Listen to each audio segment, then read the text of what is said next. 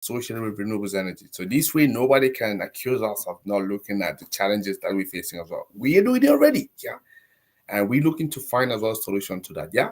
So what did we talk about already? So Monday we talked about the intermittency and reliability. Yeah, explain to you what it is.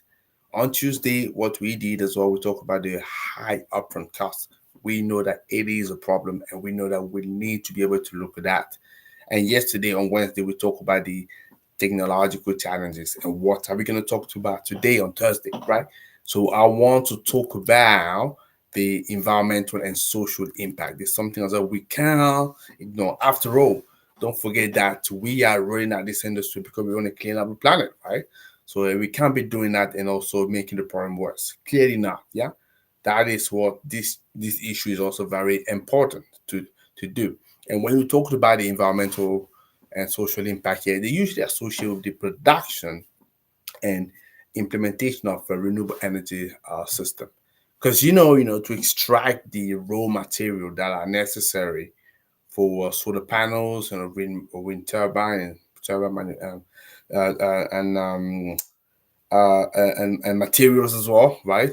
So batteries, so that definitely the environmental impact is very, very, very important. Yeah. So the way you extract those material, the practice that you have at play. So do they respect the international norm? Are you respecting the local norms as well? That's fine. So are you making sure that you're protecting the ecosystem that's around there? Clearly, so that you want to be looking at from the land use perspective as well, right? So what kind of land requirement do you have in that area? Especially if you're building a large scale renewable energy project, yeah, most likely they have an impact on the local ecosystem and the communities, right? That's why you always have the EIA, right, which is the environmental impact assessment. So you want to be doing that most of the time for those large scale projects. There is no way, simply no way, you're going to be able to have your licenses if this is not something you've looked at. You want to look at that carefully. You also want to be make sure that you're engaging with the population, the indigenous people that are there, the community, to explain to them what is that you do, and they need to be backing you up, So most of the time in countries, if you haven't done it, you will never be able to get a permit for you to move forward. Yeah. So that's why until those permit, like I say, so if you get into trouble, it could be quite challenging, right? You could be losing month and month and month and month. And this is how a project all of a sudden become very expensive for you. So this is why you want to be looking at that very carefully, yeah? Making sure that you have that in place. But that would apply most of the time on those large scale projects. The small project, I don't think you have such an issue with EIA, but be careful. I mean, the good thing to do whenever you do project in any country, you want to be looking at what are the laws and regulations, so both nationally and locally. It gives you an idea, right? And in a sense, you need to sort of explore how you balance, renewable energy development with environmental conservation and social responsibility. Yeah.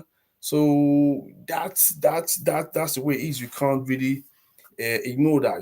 That balance that you need to create. You want to make sure that you're adopting sustainable practices throughout the renewable energy supply plant.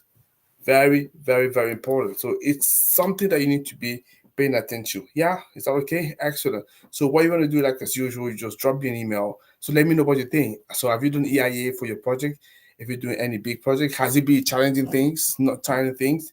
Share your wisdom with us, and that would be great. And who knows, there may be somebody, and I'm sure there must be somewhere sitting somewhere listening to that and say, okay, it makes sense. Now I like to participate. So if that person sees your comment, that person will be very much encouraged, right? That is why I want to do that. And also, don't forget the next best thing to do for you, just share for people that you know, so that we can spread that knowledge and more people can get into a beautiful industry. And then I'm here to keep you abreast of what's happening. So see you tomorrow, and a pleasure to have you as usual. Take care. Bye.